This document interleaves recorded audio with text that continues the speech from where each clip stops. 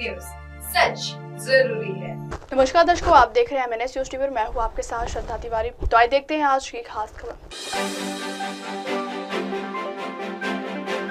25 साल बाद दिल्ली चुनाव में नहीं उतरेगी लालू की पार्टी। असम में बीजेपी के अध्यक्ष होंगे दिलीप सैकिया। ईसाई समाज को लेकर क्या बोले थे? तो आइए देखते हैं खबर विस्तार से। 25 साल बाद दिल्ली चुनाव में नहीं उतरेगी लालू की पार्टी। बिहार की जनता दल यूनाइटेड और लोजपा ने जहां एनडीए के साथ दिल्ली की चुनावी जंग में उतरने का फैसला किया है, वहीं लालू यादव की पार्टी राष्ट्रीय जनता दल ने चुनाव से दूरी बना ली। दिल्ली के चुनावी इतिहास में यह पहली बार है जब लालू यादव की पार्टी चुनाव नहीं लड़ रही। 2020 के चुनाव में लालू की पार्टी कांग्रेस के साथ समझौता कर मैदान में उतरी थी। इस चुनाव में आरजेडी ने दिल्ली की 4 सीटों पर अपने उम्मीदवार उतारे थे। आरजेडी पिछली बार कांग्रेस के साथ मैदान में उतरी थी। इस बार भी कांग्रेस के साथ चुनाव लड़ने की चर्चा थी, लेकिन आरजेडी के साथ सीटों का कोई समझौता नहीं हो पाया। कांग्रेस ने आखिर में दिल्ली की सभी 70 सीटों पर अकेले ही उम्मीदवार दी। दिल्ली को लेकर आरजेडी क्या सोचती है, इसको लेकर तब जब तेजस्वी यादव से सवाल पूछा गया तो वे चुप्पी साध गए। तेजस्वी ने कहा था कि दिल्ली में दिल्ली वाले जाने, यहाँ तो समझौता है। आरजेडी से जुड़े सूत्रों का कहना है कि दिल्ली के दंगल में ना उतरने की 2 बड़ी वजह है। पहली वजह, दिल्ली में आरजेडी को अब तक कोई बड़ा सफलता नहीं मिला है। दिल्ली में पार्टी के पास मजबूत संगठन भी नहीं है। ऐसे में तेजस्वी यादव दिल्ली के रण में प्रत्याशी उतार कर अपने संसाधन खत्म नहीं करना चाहते। तेजस्वी अभी बिहार चुनाव पर फोकस कर रहे हैं, जहां पर इस साल के अंत में विधानसभा के चुनाव होने।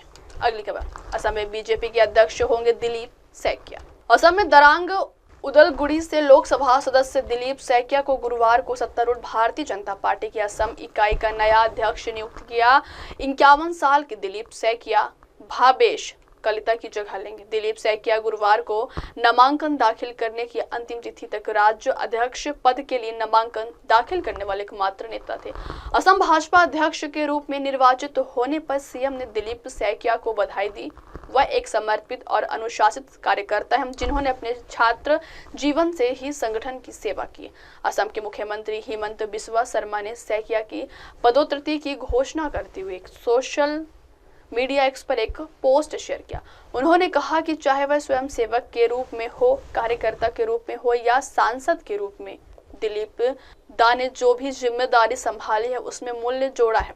पार्टी में उनके मिलनसार और मेहनती स्वभाव की व्यापक रूप से सराहना की जाती। मुझे यकीन है कि उनके अध्यक्ष पद के दौरान असम भाजपा नई ऊंचाइयों को छुएगी। मुझे यकीन है कि वह अपनी नई भूमिका में बहुत अच्छा प्रदर्शन करेंगे। अगली खबर, ईसाई समाज को लेकर क्या बोले थे मोहन भागवत। संघ प्रमुख मोहन भागवत ने सोमवार को एक बयान दिया था, जिसमें उन्होंने कहा राष्ट्रपति प्रणब मुखर्जी की तारीफ की थी और कहा कि उनके राष्ट्रपति रहते हुए घर संघ की तरफ से घर वापसी का अभियान नहीं चलाया गया होता तो आदिवासियों का एक गुट राष्ट्र विरोधी हो जाता। बता दें कि संघ की तरफ से घर वापसी शब्द का इस्तेमाल मुसलमानों और ईसाइयों के हिंदू धर्म में लौटने के लिए किया जाता है। संघ प्रमुख मोहन भागवत ने यह बात इंदौर में राष्ट्रीय देवी अहिल्या पुरस्कार के वितरण समारोह में कही है।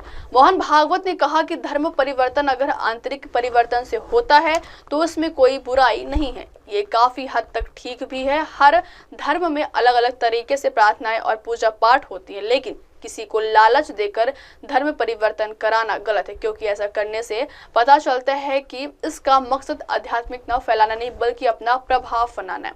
मोहन भागवत के घर वापसी वाले बयान पर कैथोलिक बिशपों की संस्था CBCI ने विरोध जताया और इस तरह के बयानों को चौंकाने वाला बताया। संस्था ने भागवत से सवाल किया है कि मुखर्जी के जीवित रहते समय भागवत ने इस बारे में कुछ क्यों नहीं बोला। CBCI ने कहा कि हम 2.3% ईसाई भारतीय नागरिक इस तरह के छलपूर्ण और दुर्भावनापूर्ण प्रचार से बहुत आहत महसूस कर रहे हैं। अब वक्त हो चला दर्शकों ब्रेक का। ब्रेक से लौटने के बाद देखिएगा देश और दुनिया की तमाम बड़ी खबरें। बने रहिए MNS न्यूज टीवी पर। नमस्कार। हाय हेलो नमस्कार, मैं हूं पंकज विष्णु और आप देख रहे हैं MNS न्यूज। आप देख रहे हैं MNS न्यूज, सच जरूरी।